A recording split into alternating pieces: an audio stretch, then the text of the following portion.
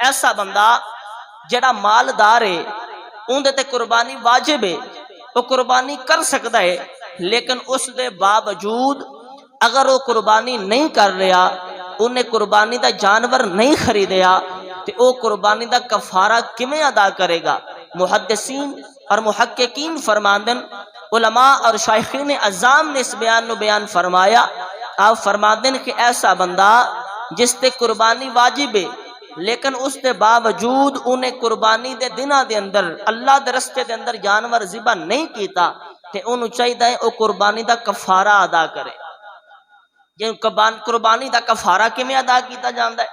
तो उसके जिमन अंदर मैं बात अर्ज कर रहा, जो कुर्बानी के 3 दिन गुजर जाते हैं फिर कुर्बानी नहीं होंगी। जो कुर्बानी दे यानी कि ईद उल अज़हा के 3 दिन पहला, दूसरा और तीसरा,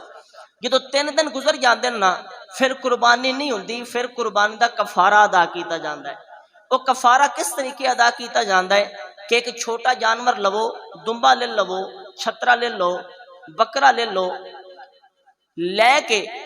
ते उस जानवर नू सदका कर दो, उनका सदका कर दो। लेकिन अगर तुसी जानवर नहीं लिया, तो ज़हन है कि असी पैसे सदका कर दईए, तो कोई भी छोटा जानवर उसकी कीमत लगा ले जाए कि ऐसा जानवर जड़ा कुर्बानी वास्ते लग जाए, उनकी उम्र पूरी होए, उस उम्र के जानवर की कीमत की है, उन्ना मुल पवाओ, कीमत सदका कर दो।